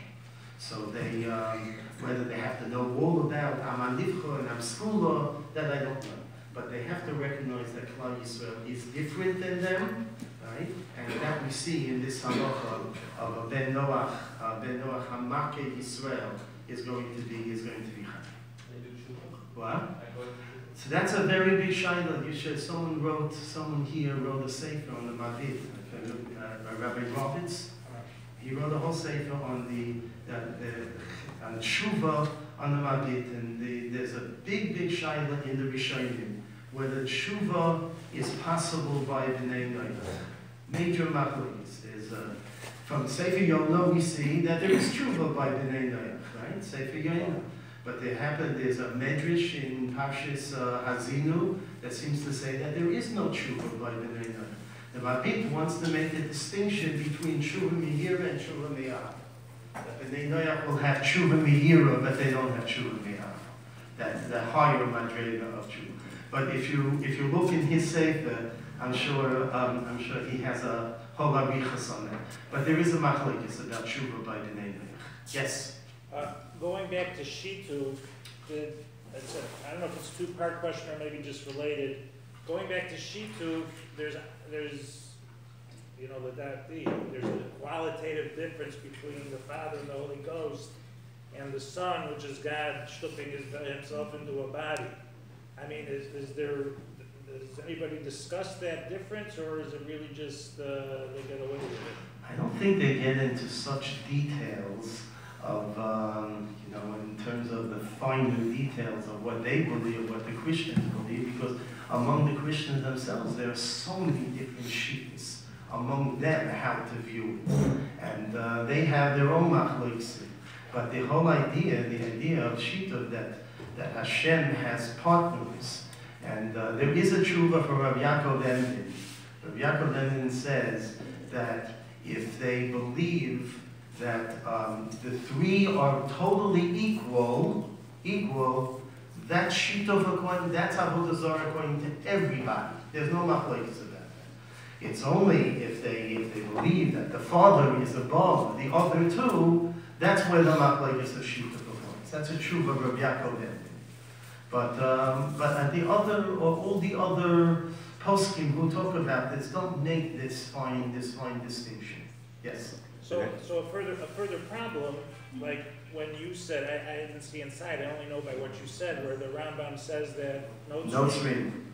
But, well, if you want to say no stream, then you can't dismiss the devil, because to them, this is what I heard, I don't know personally, I don't know. That, you know, the devil is this autonomous, you Yeah, know, well, being, which certainly would... I think the Rambam lived in Spain, right? He was talking about Catholics. Talking about Catholics. But they don't worship Catholics the devil.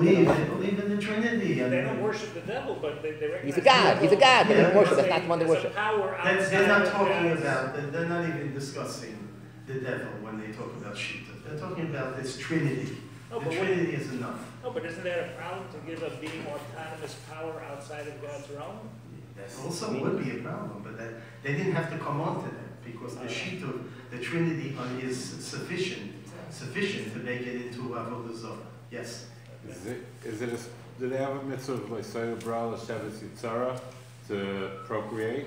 So the Gemara says that originally they had a mitzvah puruvu, but that mitzvah puruvu was taken away from them when Klal Yisrael received the Torah. When Klal Yisrael received the Torah, there's a klal, there's a whole sugya that a mitzvah shelo nishnes b'Sinai.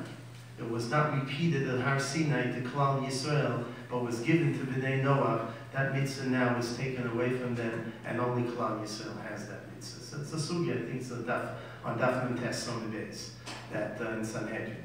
So they don't have the mitzvah puruvu anymore. They originally they did, but no longer. Yes. If our right, I don't see it. So how are we supposed to know this? How are they? That's a very good question. How are they supposed to know it? They were taught. They were taught. Adam was taught. Adam was taught, and Noach was taught. What? Today it's a little harder for them to know it but the problem is because it became distorted and perverted. The Gemara says that Roa Vayater Goyim, Gemara in Bava Kama, that Roa HaKadosh Baruch Hu, that the Umas HaOlam were not keeping Sheva mitzvahs. They weren't keeping it. So if you're not keeping it, you're going to forget about it and you're going to distort it. So it was their fault though, at a certain point in time. So it was their fault that they weren't keeping it, they forgot about it, or they distorted it. All the nations of the world know something about murder and gezel, but they don't know the details, and they're not following necessarily the details. So they have a shiur to search. A person has a human being has a shiur. Kadosh Baruch Hu implanted in him a certain sense of right and wrong morality. That's implanted by HaKadosh Baruch Hu. They have a shiur to investigate and to search what is right and what is wrong. If they're not doing that, that's their fault. And how do they find out? If they'll search enough, they'll find the right source. Like the Bnei Noach acquaintances that I have. But they have a shiur to search. A person can't go through life and say, "Well, I'm ignorant of, of these mitzvahs." We because HaKadosh Baruch Hu granted him that intuition that there's something, there's morality and there's ethics. And what is it exactly that they have to investigate? Yes? How do we understand the chomer of the Onish for its Misa, for Abraham and Achai, or Gazel? We don't have such a chumrah, and also in light of the fact that they're like shogigim. I mean, they should learn, but the Rabbi said no, they're teaching it. So meanwhile, they have such a chomer of Onish. Well, Lamaisa, nobody is carrying out the punishments, right? It's not happening.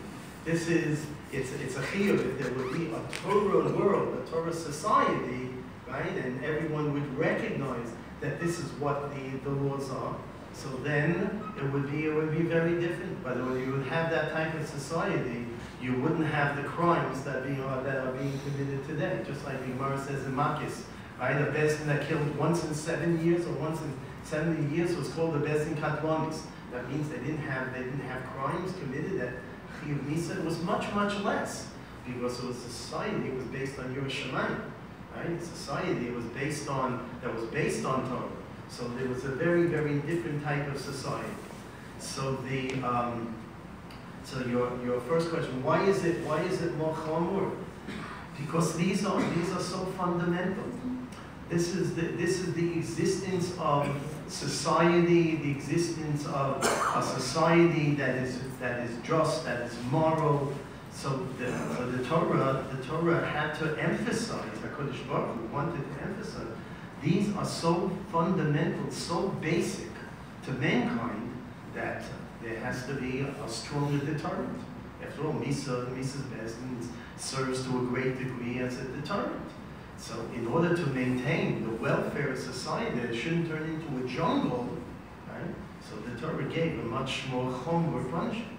In Klal Yisrael, the Sefer Achinu points out that we have different levels of punishment that they don't have. We have Misa's Bezdin, Kores, Malkis, Bidei Shamayim, right? Different levels. Because we have a very different type of society.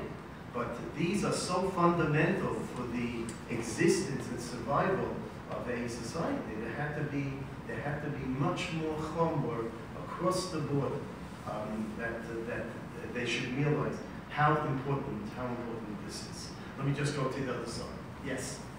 It's not unusual when sitting on an airplane, if you open up a safer, a guy will start asking questions. Sometimes they're intelligent, and it gets a little bit hard sometimes to figure out where it stops. What does the Rebbe recommend? Should we discuss whether the Dodgers are coming to win next year? Change the subject? Or what's the best way to handle it? So the Chachomim had these shaylas also, because the Romans used to come to the Chachomim and they would ask them questions and be fine. They asked Rabbinical questions, the Mishnah Zora, and they answered the question. You have to do whatever is necessary. It should be a Kiddush Hashem. And you don't start telling him all details of halacha, more superficially, but it has to. You can't just brush him off and say, I don't want to talk about it if he wants to talk about it. But try to keep it as superficial as possible, because you have to make a Kiddush Hashem. They shouldn't go away feeling that there was a Chilul Hashem. The Jews don't have answers to my questions, right? They shouldn't feel that way. And there are the poskim right about that.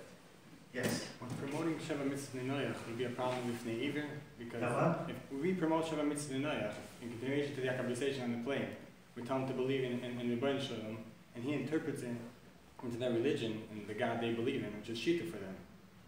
So you have to be clear. You have to be clear about it. It's generally clear. There is a lifnei yiver. If we give an Abraham and Achai to a Bnei, there's no lifnei yiver, right? So whatever you're doing, whatever you're teaching, has to be with a clarity according to halacha, right?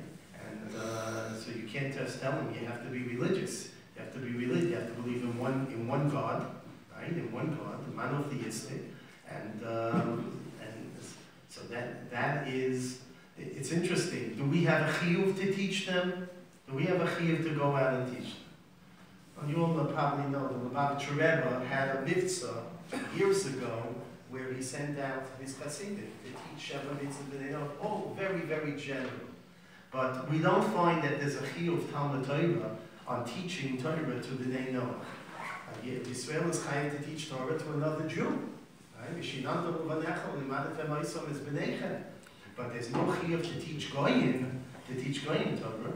It's interesting. There is a Tosfos in Chagiga, Daf Yud Gimel, who seems to say that there is a chiyuv, that there's a chiyuv to teach them Sheva Mitzvos, to teach them their Sheva Mitzvos. It's a very big chiddush in Tosfos because Avraham asks on that, where the Tosfos get that from, that we have a chiyuv to teach them Sheva Mitzvos, but because nobody else brings that down. But if you are teaching them, it has to be correct. It has to be right. So that's another reason why it's important for us to know, right? For us to know what their mitzvah is, what their Sheva Mitzvahs are, especially in terms of conversations on the plane, right? If you're in terms of any kind of relationships that one might have with Goyim in the workplace. Yes. Is the Bnei Noach life a holidayless life? Was coming from what they've grown up with. It's hard to tell them, every day is like every other day. Yeah. The Rambam says that they're not allowed to have any Shabbos or any Chagim. They can't have that. And the Rambam, because it's like a das, it's like a religion or a mitzvah that they are establishing. And that is, the Rambam says that that's not allowed. Now, what about if a Ben Noach wants to take lulav and esrog on Sukkot? By the way, one of these Bnei Noach once came to my sukkah on Sukkot, on Yom Tov. So I told him, I'm not allowed to. He came into the sukkah, we were in the middle of the sukkah. So I took him out of the sukkah and I told him, I'm not allowed to ask you to come and eat with us because I must be in Goy. You're not allowed to invite a Goy on Yom Tov. And he said, Chas v'sholom, I wouldn't want you to be over anything. So I'm not going to eat. I just want to sit there and talk and we schmooze for a few hours. The Rambam and the Radbaz explain, if he wants to do a mitzvah as an Eino mitzvah, he wants to take lulav and esrog, he wants to get schar, right? He thinks he'll get schar if he takes lulav and esrog, but not as a mitzvah, not that he's commanded in it, as an Eino mitzvah, so then he's allowed to. Except for mezuzah, sefer Torah, and tefillin. Anything which has kedusha, we're not allowed to give him. But something like matzah, he wants to eat in the sukkah on Chol Hamoed, and in order to get some kind of schar as an Eino mitzvah, that's okay. But it's also l'chadesh das, to create new mitzvahs over and above what the Torah has given. That's the Rambam. Yes. Svara Meikabidi. In other words, we are also Bnei Noach. So it's a svara that it must have been the Ktubah from Moshe that also the Mitzvos Bnei Noach, or does it mean as Bnei Noach? We're no longer Bnei Noach. We're on a higher metric. So sometimes, like the Rugged Sheva, like he says, like there's issues. He says issues without kedushin shouldn't be worse than issues Bnei Noach. So, but what? We don't have that. We only have issues through kedushin. I understand, but they say so like a plug. She said, but people into Shuvas, it shouldn't be worse than issues Bnei Noach. So also you have a halacha issues Bnei Noach, but doesn't need a get. So what's that? I don't know. I don't know this Rugged Sheva. Okay. But the Pashtus, we have, once we were given Torah, there's a whole shaila in the Mefarshim, what was the status of the office? Yeah. Were the office Yisrael, or did they have the status of the Bnei Noach? Very the Pashtus Brochim, a lot of discussion among the Achrayim, what was the status of the office? And if the office were Bnei Noach, how did they keep Shabbos? Because Avraham Avinu, we know, kept Shabbos, right? Ben Noach Shabbos Chayim Yisa. So many answers to that question. But once we were given Torah, once we received Torah, we're no longer Bnei Noach. We're a totally different madrega, and we don't have the dinim of Bnei Noach don't apply to us anymore. We have the dinim of the tiny mitzvahs of Torah.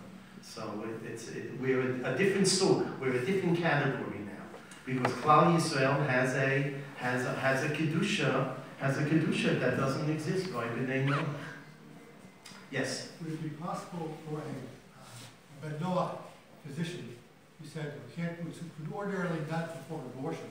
Do so if the same, if the fetus was a grave presentation of the health of the mother. Again, I didn't get it. If the, you said that abortion was also vital, which we got started. Would it be possible for abortion to be done if the abortion, if the Uber was a rodent? Okay. So that depends on saving the life of the mother. What is the reason that you're allowed to abort? Machlokes Rambam and Rashi. The Rashi says because the Uber is not a nefesh gomer and the mother is a nefesh gomer, but he's not a rodent because it's tibo shalom. He's not a rodent. So then you have to, by a ben Noach, it's a question. Is the Uber a nefesh gomer or not a nefesh gomer? And it will make a difference. According to the Rambam, that you're saving the life of the mothers because the Uber is considered to be a rodent, a very difficult Rambam. Because the Rambam himself says it's based on the words, Tibo Shalom, Yishamaya Korat Febele. So it's Tibo Shalom, it's not a rodent. But the Rambam says that when the fetus is in the womb, he has a status of a rodent if he's endangering the life of the mother, and therefore you can kill the fetus. If that's the reason, it applies by Ben Noach as well, because there is a din of rodent by Ben Noach. Right? So, but these are difficult shilas. There's a Maharit, a tshuva of the Maharit, who says that if a non-Jewish, if a woman, a Jewish woman, is in her life is endangered by the fetus, right? So you can abort the fetus. So the Maharit says better use a Jewish doctor than use a non-Jewish. What? Well, because a Jewish doctor, it's not as homework if he aborts, right? Than a non-Jewish, because a non-Jewish doctor might not even have a heter. There might not be a heter for him to abort the fetus to save the life of the mother. So Maharit says better use a Jewish doctor rather than a non-Jewish doctor. Yeah, okay, we'll have one more question. I have a flight to catch. One or two more questions, yes. I mean, just a glaring omission from the three Erbas was a father-daughter. There's a machlokes in the Gemara whether a father and the daughter, whether a father is allowed to have relations with his daughter. 2 days in Rav Huna, 2 days in Rav Huna. And the Gemara says that the MS Odom Arishon, after he separated from Chava. Right? Odom Arishon there's one day he could have married his daughter, Cain's sister. Right? But he didn't marry her because Odom Chesed Yiboneh, so that Cain can marry her. And to populate the world. So there are two opinions in the Gemara, whether a son and a mother is also. A father and a daughter is two opinions. And the Rambam doesn't paskin that a father and a daughter is also. Doesn't paskin. Why? Why the difference? I don't know. These are, when it comes to Arayas, these are already in the realm of chukim that beyond our understanding. Yes, one last question. Or two. Yes. I had two things. One, to answer the gentleman, in the Dayin, it says the Avos, the merit of the Avos was the reason why the Israel is no longer Bnei Noach. And my second thing is, the Ritvan, Makos Nani, says there's 3 Gedarim of Goyim. How does that apply to some of your research that you've done? He mentions there's like Stam Goy, there's Bnei Noach, and there's Geratosha. How does that apply to your research? Well, that's true. There's Goyim Akum of the Avodah Zarah, right? They worship Avodah Zarah, they're not keeping Sheva Mitzvos. Then there are Bnei Noach who are keeping Sheva Mitzvos, but not as a Ger Tosha. Ger Tosha is a higher level. That's a Ben Noach who has made a formal acceptance in front of the Beis Din to keep Sheva Mitzvos, and it's a form of Gerus. Not a Ger Tzedek, he's not a Yisrael, but it's a different level of Gerus. There's a tshuva, the Briskerov, at the end of the Sefer, Chidushei HaGriz, where he talks about this, the Ger Tosha. Can a Ger Tosha retract on the Ger Tosha, or is it a new chalois It's a new chalois, that he's now a different level, a different kind of person. Right? There's a whole shiur about that. Non-Jews that you come across, do you give them a din of goy then, or a din of ben Noach based on, like, is it locked up? It depends. My ben Noach acquaintances are ben Noach. And the others, it depends. If they're over the Zorah, right? They're over the Zorah, so then they're in the realm of, in the category of Akum, of the Kochomim Mazonos. Is it like locked up based on the Gimel of Eirim? What's that? Is it like, are you at the level of the Gimel of Eirim that the Rambam talks about for based in of your workshop that you... Yeah, well, there is no Gimel of that. Right, but when you come across the non-Jew who's keeping the Sheva Mitzvos, is it just, is it a certain level for you that you would simplify, or is it very simple? In other words, most non-Jews you run across, even if they're Muslim, they're going to tell you to keep the Sheva Mitzvos. Not here, so. I'm sorry. Most non-Jews that you run across in the United States, if you explain to them the Sheva Mitzvahs, they're going to agree with you.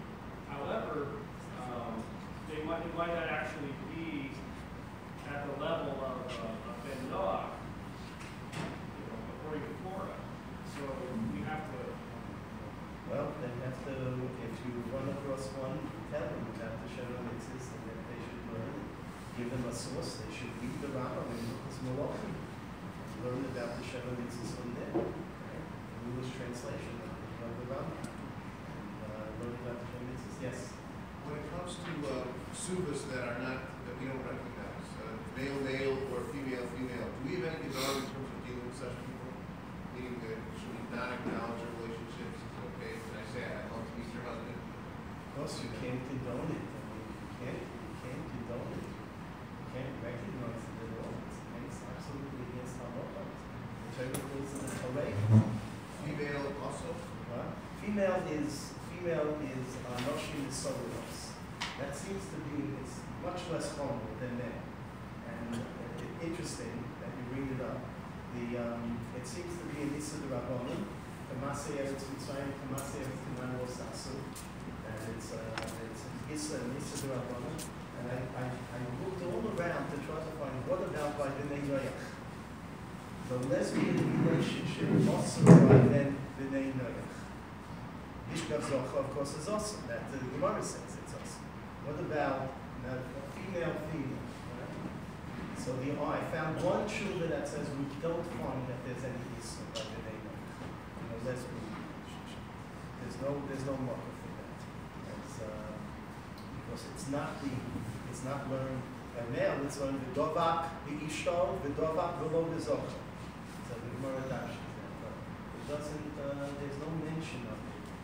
So this one shuvah I found says that we don't find that it should be. But for us, it's we can't condone it at all. Even female. But even female, it's awesome. I shouldn't say I need to call your wife. What's that? I need to call her. I don't use the word wife. If someone says this is my wife, I don't use that word. No, definitely not. Definitely not. Okay, everyone should have a warmer winter.